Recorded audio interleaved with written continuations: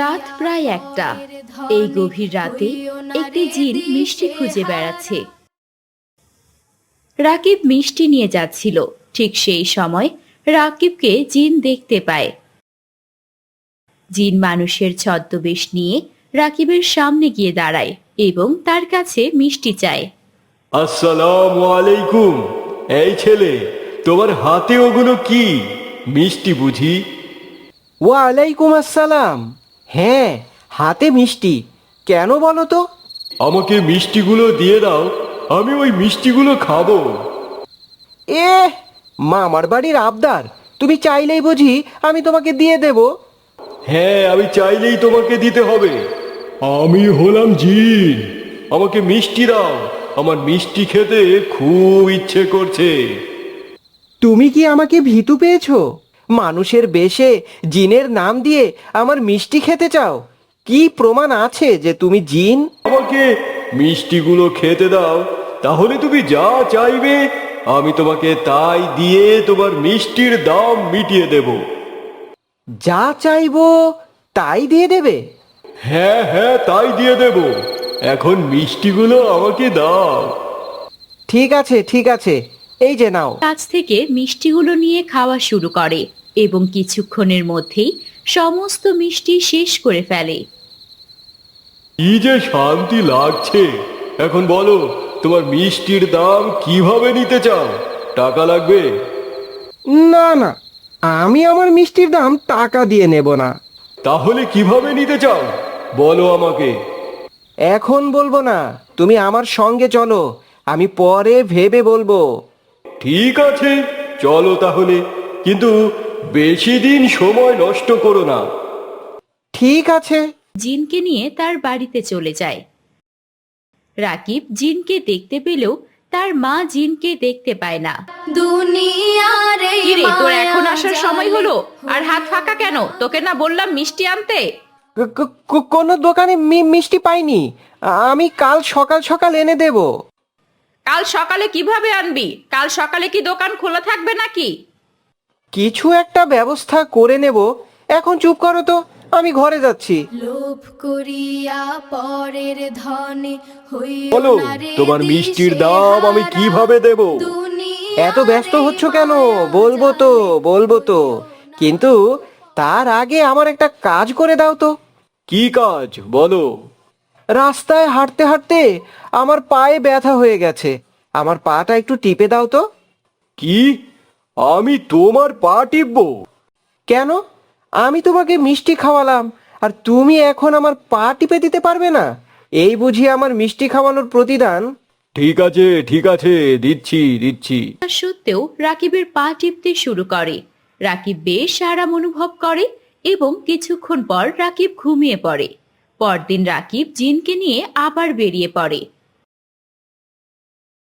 বলো, কিভাবে তোমার মিষ্টির দাম দেব? আহা, বলবো তো, এত ব্যস্ত হচ্ছ কেন? আচ্ছা শোনো, এই যে বড় পুকুরটা দেখছো না, এখানে অনেক মাছ আছে। তুমি একটা মাছ ধরে আনো তো দেখি। কি বলছো কি? এটা কার না কার পুকুর, আর আমি এখান থেকে মাছ তুলে আনবো? তুমি জানো না আমরা জিনরা মিষ্টি খেয়ে মিষ্টির দাম দিয়ে আসি, তাও আবার কোনো রকম দরদাম না করে। আরে আমি কিনা এই পুকুরের মালিককে না জানিয়েই মাছ তুলবো? আরে চিন্তা করো না, এটা আমাদেরই পুকুর, তাই তো আমি তোমাকে মাছ তুলতে বললাম। ও, তাহলে ঠিক আছে, দাঁড়াও, এক্ষুনি তুলে আনছি। একটা বড় মাছ তুলে আনে। রাকিব সেই মাছটাকে নিয়ে বাড়ির দিকে রওনা হয়, কিন্তু এইদিকে গাছের আড়াল থেকে কুলসুম সব দেখে ফেলে। আল্লাহ বলেন লোভী যে জন পায় না আসসালামু আলাইকুম। কভু সুখের ঘর। ওয়ালাইকুম আসসালাম আম্মাজান।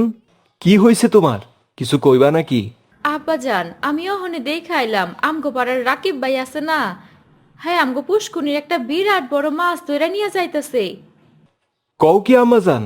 এই স্যারার তো বিরাট বড় কলিজা হইয়া গেছে। খাড়াও, আমি ওর আম্মাজানের কাছে গিয়া বিচার দিয়ে আইতাছি। অহনি যান আব্বাজান, হ্যাঁ হাতে নাতে ধইরা ফেলান। ঠিক কইছো আম্মাজান, অহনি যাইতাছি। বড় পরকালটা করিও না রে যা যাবর। আল্লাহ বলেন লোভী তৎক্ষণাৎ যে রাকিবের জন বাড়িতে পায় চলে না আসেন কভু এবং সুখের রাকিবের মায়ের ঘর, কাছে অভিযোগ করেন। লোভের টানে ঠিক আছে, আপনি একটু দাঁড়ান, আমি আমার ছেলেটাকে ডেকে নেই। রাকিব, এদিকে শুনে যা দেখি। কি হয়েছে আম্মা? এভাবে আমাকে ডাকছো কেন? তুই নাকি ভাইজানের পুকুর থেকে মাছ চুরি করে এনেছিস। কিসের মাছ চুরি করেছি? আমি তো তোমাকে বললাম ওটা আমি কিনে এনেছি।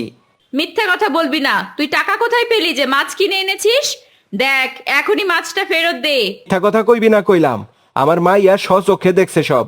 বড় লোকের পুকুর দেখা লোভ সামলাইতে পারস না, তাই না? দে আমার মাছ ফেরত দে। ভাইজান, আপনি শান্ত হন, আমি মাছটা এনে দিচ্ছি। রাকিবের মা মাছটা কুলসুমের বাবাকে দিয়ে দেয় এবং রাকিবকে অনেক বকাবকি করেন। রাকিব রাগে এবং ক্ষোভে নিজের ঘরে চলে আসে। আমার মায়ের সামনে আমাকেই অপমান করা। টাকা পয়সার খুব অহংকার হয়েছে, তাই না? দেখাচ্ছি তোকে। জিন, আমার একটা কাজ করে দাও তো। কি কাজ আগে বলো।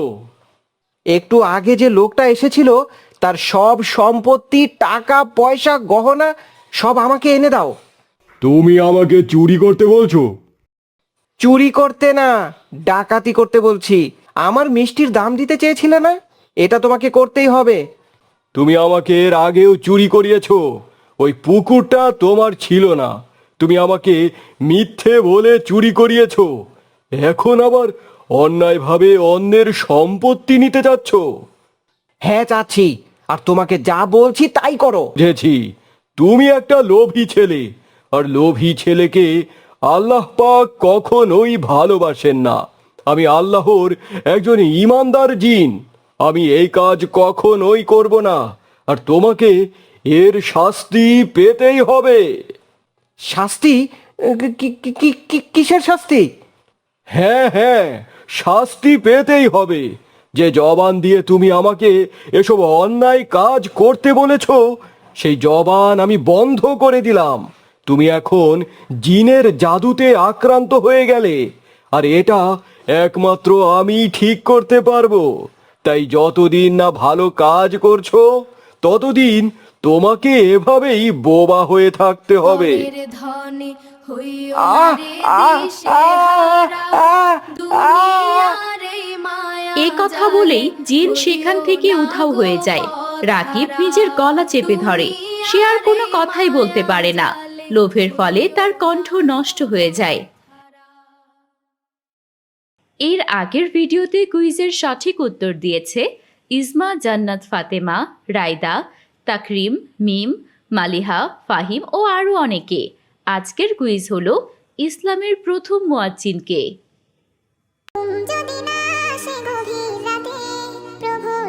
আব্দুল্লাহ অনেকদিন ধরে চাকরির পরীক্ষা দিচ্ছে, কিন্তু তার কোনো চাকরি হচ্ছে না। বাবা আব্দুল্লাহ, আব্দুল্লাহ, ঘুম ভাঙলো তোমার? হ্যাঁ মা, অনেক আগেই উঠেছি। তোমার আজ যে ইন্টারভিউ আছে, মনে আছে তো বাবা? আমি নাস্তা তৈরি করছি, তুমি উঠে পড়ো।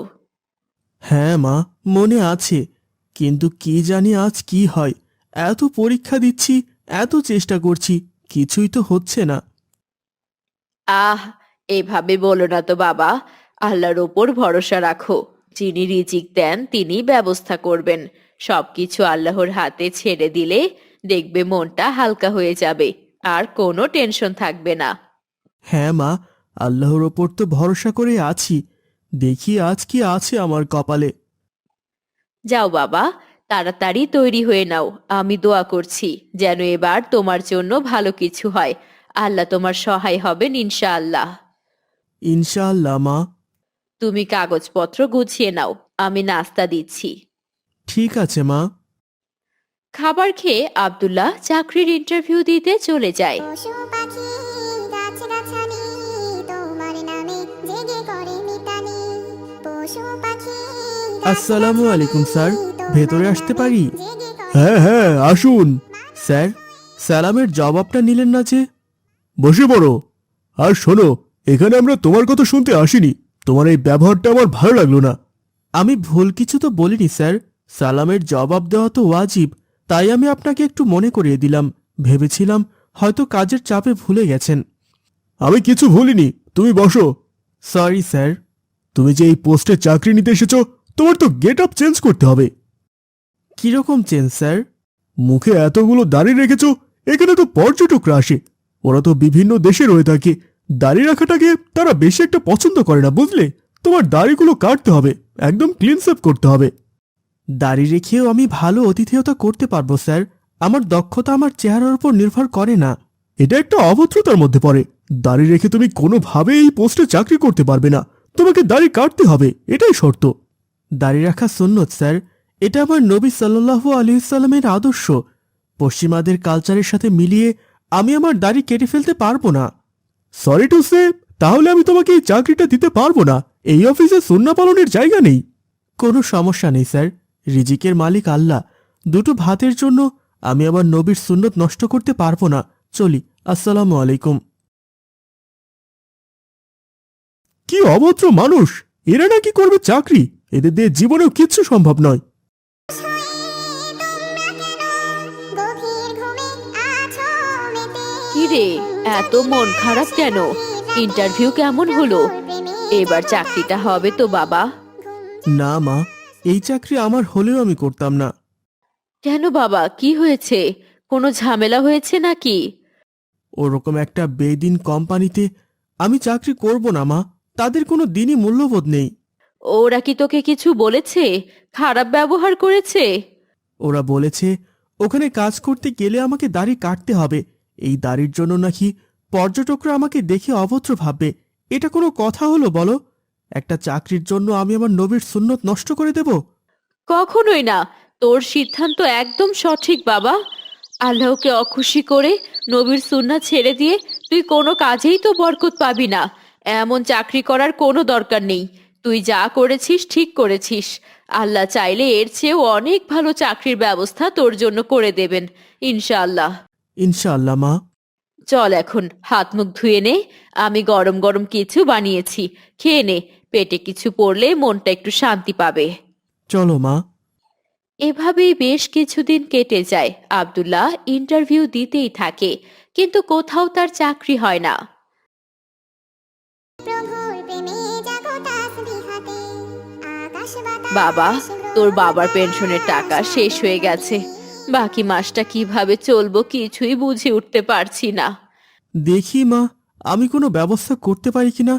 আমার কিছু বন্ধু আছে, তাদের সাথে কথা বলবো। গত মাসে যে ইন্টারভিউগুলো দিলি, সেখান থেকে কোনো খবর এসেছে? একটা খবর পেলেও তো শান্তি পেতাম। না মা, তেমন কোনো খবর আসেনি। মনে হচ্ছে না ওগুলোতে চাকরি হবে।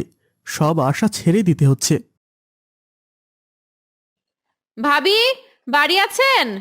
হ্যাঁ গো, আছি। ভেতরে এসো। আব্দুল্লাহ দেখি আছে। এই নাও বাবা, মিষ্টি খাও। কিসের মিষ্টি চাচি? আরে সবাই জানে আর তোমরা জানো না, আমার ছেলের তো একটা চাকরি হয়ে গেল গো, অনেক বড় কোম্পানিতে। এই খুশিতেই সবার মুখে মিষ্টি দিচ্ছি। ওহ, আলহামদুলিল্লাহ, আল্লাহ বরকত দিক। খুবই খুশির খবর। তোমার ছেলের বেতন কত গো ভাবি? 40,000 টাকা তো হবেই। মোটা অঙ্কের বেতন তো, ভালো। হ্যাঁ, তাহলে আর বলছি কি। আচ্ছা আব্দুল্লাহ, তোমার চাকরি হচ্ছে না কেন? পরীক্ষা ভালো করে দিতে পারছো না বুঝি? না চাচি, তেমন কিছু না। আমি তো সর্বোচ্চ দিয়ে চেষ্টা করছি। বাকিটা আল্লাহ যা ভালো বোঝেন তাই করছেন। আমাদের কল্যাণ তো আল্লাহর হাতে। নাকি ইন্টারভিউয়ে গিয়ে গন্ডগোল করছো? হ্যাঁ, শাক দিয়ে মাছ ঢাকার চেষ্টা করো না। পরীক্ষা ভালো দিলে কি আর চাকরি হয় না? যাকগে, আমি এখন চলি। আরো লোককে মিষ্টি খাওয়াতে হবে। চলি ভাবি।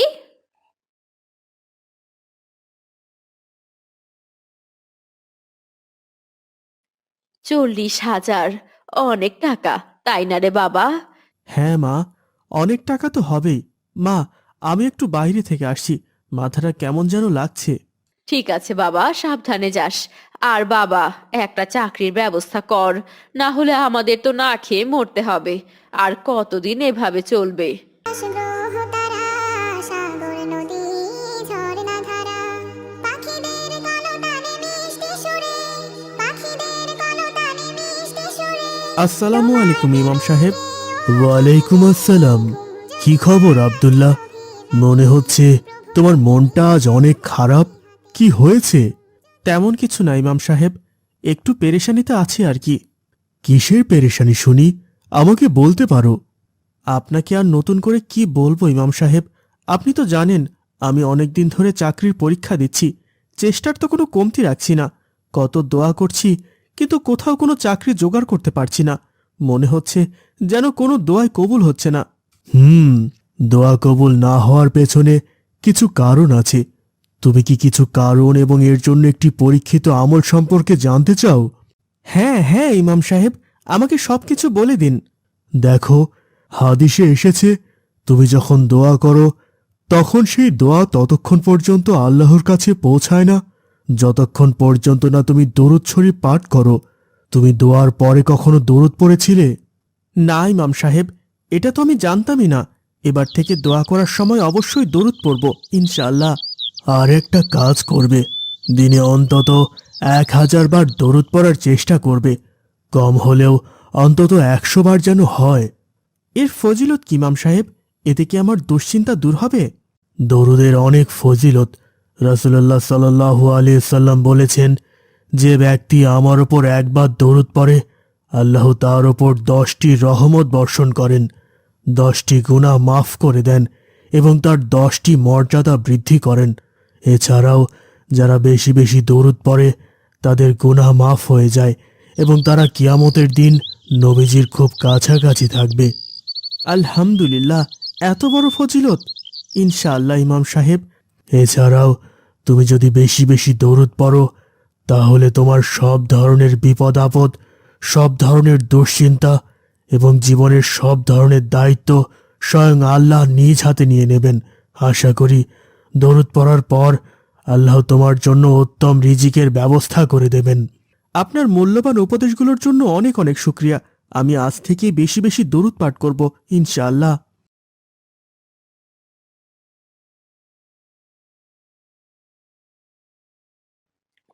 এরপর আব্দুল্লাহ দৈনিক দুরূদ পাঠ করতে থাকে। এই আমলের বরকতে তার মন থেকে সব দুশ্চিন্তা দূর হয়ে যায়। আর অল্প কিছুদিনের মধ্যেই আল্লাহ তার জন্য একটা বড় কোম্পানিতে চাকরির ব্যবস্থা করে দেন। তোমার বন্ধু পরম শেষ বিচারের দিন সাল্লাত তোমার জীবন জুড়ে খুশবু প্রতিদিন। বাচ্চারা, তোমরা এখন প্রায় 10 বছরের মতো হয়ে গেছো। ইসলাম অনুযায়ী 7 বছর বয়স থেকে নামাজ শেখা শুরু করতে হয়, আর 10 বছর বয়স হলে নামাজ ফরজ হয়ে যায়। তাহলে কি এখন থেকে আমাদের নামাজ পড়তে হবে? হ্যাঁ, আল্লাহ আমাদের জন্য নামাজ ফরজ করেছেন, আর নিয়মিত নামাজ পড়া প্রত্যেক মুসলমানের দায়িত্ব। যদি কেউ না পড়ে তাহলে কি হবে হুজুর? নামাজ না পড়া মানে আল্লাহর আদেশ অমান্য করা।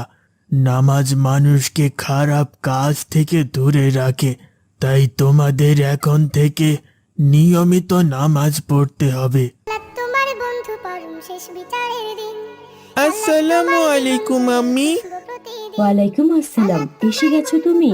হাত মুখ ধুয়ে নাও, তোমার খাবার দিয়ে দিচ্ছি। আমি এখনই যাচ্ছি।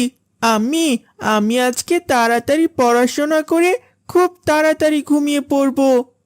কেন বাবা, তাড়াতাড়ি কেন ঘুমিয়ে পড়বে? কালকে খুব সকালে মাদ্রাসায় যেতে হবে নাকি? না আম্মি, রোজ যে সময় মাদ্রাসায় যাই সেই সময়ই যেতে হবে। তাহলে কাল এত সকালে কেন উঠবে? আম্মি, হুজুর বলেছেন আমাদের নামাজ ফরজ হয়ে গেছে, কারণ আমাদের 10 বছর পার হয়ে গেছে। তাই আমি সকালে উঠে নামাজ পড়ব। মাশাআল্লাহ, এটা তো খুব ভালো খবর।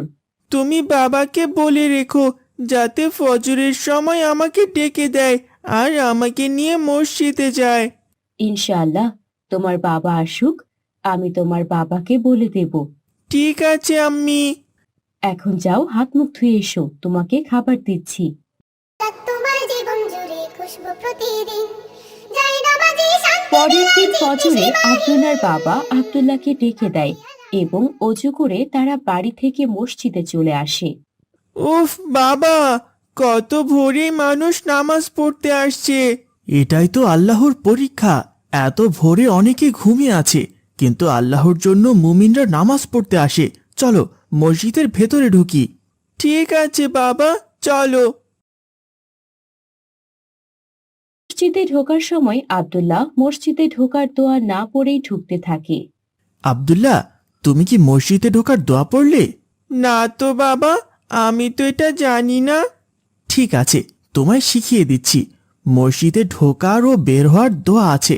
এই দোয়াগুলো পড়েই ঢুকতে হয় এবং বের হতে হয়।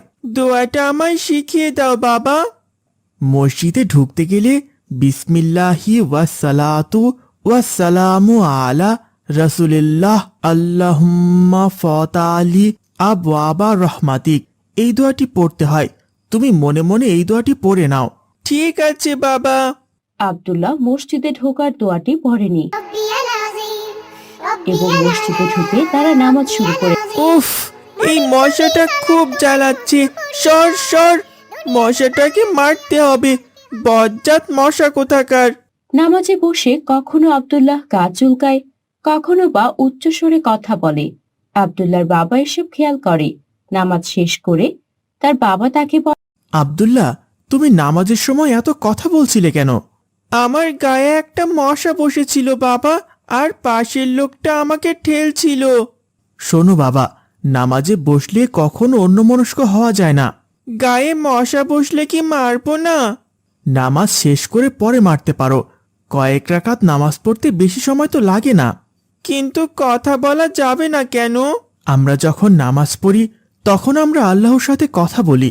তুমি যখন নামাজ পড়ো তুমি আল্লাহর সাথে কথা বলছো। আল্লাহর সাথে কথা বলতে গিয়ে অন্য কথা বলা কি বেয়াদবি নয়? ওহো, আমি তো এটা ভেবে দেখিনি। আর তাছাড়াও তুমি যদি নামাজ নাও পড়ে থাকো, তোমার পাশে যদি কেউ নামাজ পড়ে, তাহলেও সেখানে উচ্চস্বরে কথা বলা নিষেধ, কারণ সে তখন আল্লাহর সাথে কথা বলছে। কেউ নামাজ পড়ছে, এই সময় পাশে যদি কেউ কুরআন পড়ে থাকে, তাহলেও তাকে আস্তে পাঠ করতে হবে, যাতে নামাজের ব্যক্তির সমস্যা না হয়। বুঝেছো? হ্যাঁ বাবা, বুঝেছি। বাবা, আমরা তো বের হচ্ছি, এখন আমাকে মসজিদ থেকে বের হওয়ার দোয়াটা বলে দাও। ও হ্যাঁ, মসজিদ থেকে বের হওয়ার সময় আল্লাহুম্মা ইন্নী আসআলুকা মিন ফাদলিক, এটা পড়বে। সালাত তোমার মস্ত পরিচয়, দুনিয়া তোমার আজকে আছে কালকে হবে লয়। আচ্ছা বাবা, মসজিদে ঢুকতে গেলে আর কি কি নিয়ম মানতে হয়? দেখো, কিছু ছোট্ট ছোট্ট নিয়ম আছে, সেগুলো আমরা ভুল করি। কি ভুল বাবা? এই ধরো, আমরা অনেক সময় পেঁয়াজ, রসুন বা দুর্গন্ধযুক্ত খাবার খাই এবং এভাবে মসজিদে চলে আসি, কিন্তু এটা করা যাবে না। আমাদের খাবারে তো পেঁয়াজ রসুন থাকেই, আর তাছাড়াও কেউ যদি পেঁয়াজ রসুন খেয়ে ফেলে, তাহলে মসজিদে আসতে গেলে তাকে কি করতে হবে? তাহলে সে ভালো করে মিসওয়াক করবে, ভালো করে দাঁত ব্রাশ করে মসজিদে আসবে। এভাবেই পুরো রাস্তা আব্দুল্লাহর বাবা আব্দুল্লাহকে বোঝাতে থাকে।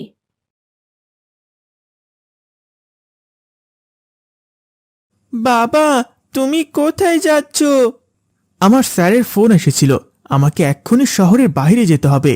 তুমি হুট করে চলে যাচ্ছ, তোমার সঙ্গে খোঁজ খবর নেব কিভাবে? আরে চিন্তা করো না, তোমাদের জন্য এই ফোনটা নিয়ে এসেছি, এখন আমাকে ফোন করে খোঁজ খবর নিতে পারবে। নতুন ফোন? কি মজা! এই ফোনে গেম আছে বাবা? হ্যাঁ, এখানে গেম আছে, কিন্তু খুব বেশি গেম খেলো না, আগে পড়াশোনা, ঠিক আছে? ঠিক আছে বাবা। কর নিজ পরিচয় আঁকড়ে ধর, হবে না বিলীন। সালাত তোমার অঙ্গে মাখো, সঙ্গে রাখো, তবেই তো মুমিন। রব্বিয়াল আযীম আব্দুল্লাহ, নামাজের সময় হয়ে গেছে, মসজিদে যাও। মা, আমি একটু গেম খেলছি। গেম পরে, আগে মসজিদে গিয়ে নামাজ পড়ে আসো। ঠিক আছে মা, যাচ্ছি। এক কাজ করি, ফোনটা পকেটে করে নিয়ে যাই, নামাজ শেষ হলে গেম খেলতে খেলতে আসবো। আব্দুল্লাহ পকেটে ফোন নিয়েই মসজিদে চলে যায়। মসজিদে নামাজ পড়ার কিছু সময়ের মধ্যেই ফোন বেজে ওঠে। এতে অনেকের নামাজের সমস্যা হতে থাকে। এই ছেলে, তুমি কে বলো তো? কেন, আমি কি করেছি? আরে, এটা তো রহমত ভাইয়ের ছেলে। 1 সপ্তাহ হলো মসজিদে নামাজ পড়তে আসে। তুমি এত বেয়াদব কেন বলো তো? তোমার বাবা তো বেশ ভদ্র মানুষ। আমি আপনাদের সাথে কি বেয়াদবি করলাম? আমাকে কেন বেয়াদব বলছেন? আমি তো নামাজ পড়তে এসেছি। নামাজ পড়তে এসেছো? তাহলে তুমি ফোন নিয়ে এসেছো কেন? এটা কি ফোন আনার জায়গা? আমার বাসায় ফোন ছিল, পকেটে করে নিয়ে এসেছি। এতে কি এমন হয়েছে? ফোন এনেছো ঠিক আছে, ফোন কি সাইলেন্ট করে রাখতে পারোনি? তোমার জন্য কত মানুষের নামাজে সমস্যা হয়েছে। আমি কি জানতাম ফোনটা বেজে উঠবে? এই ছেলে, মুখে মুখে তর্ক করা হচ্ছে? বড়দের মুখে মুখে এত কথা বলো? তোমার বাবা আসুক, তোমার বাবাকে নালিশ করব। মসজিদে এসে বেয়াদবি করো। দূর থেকে সবকিছু ইমাম সাহেব দেখছিলেন। আব্দুল্লাহকে যখন অনেক বেশি বকা দেওয়া হচ্ছিল, তখন তিনি সেখানে আসেন। কি ব্যাপার, তোমরা এত রেগে আছো কেন? আরে দেখুন না ইমাম সাহেব, এই বজ্জাত ছেলেটা মসজিদে ফোন নিয়ে এসেছে। ফোন এনেছে ভালো কথা, ফোনটা সাইলেন্টও করেনি। ওর ফোনের আওয়াজে কত মানুষের নামাজে সমস্যা হয়েছে। তোমরা কি ফোন নিয়ে আসো না? অনেকেই তো আছে ফোন নিয়ে আসে। আমরা বড় মানুষ নিয়ে আসি, ও ছোট মানুষ নিয়ে আসবে? আর ও এনেছে যেহেতু, ফোনটা কি সাইলেন্ট করে রাখা যায় না? এই জন্য তুমি এই ছেলেটাকে বকছো? তো বকবো না। দেখো, তুমি যে আজকে বকছো, কাল দেখবে সে আর মসজিদে আসতেই চাইবে না। কেন আসবে না? কেন আসবে না বলো তো? কারণ তোমরা মসজিদটাকে ওর কাছে ভয়ের জায়গা বানিয়ে দিয়েছো। ও ভাববে এখানে এলেই তো বড়দের বকা খেতে হবে, এজন্য আর মসজিদে আসতে চাইবে না। কিন্তু আমাদের উচিত বাচ্চাদের মসজিদে আসার জন্য উৎসাহিত করা। এভাবে যদি সবাই অনুৎসাহিত হয়ে পড়ে, তাহলে আমরা নামাজই পাবো কোথায়?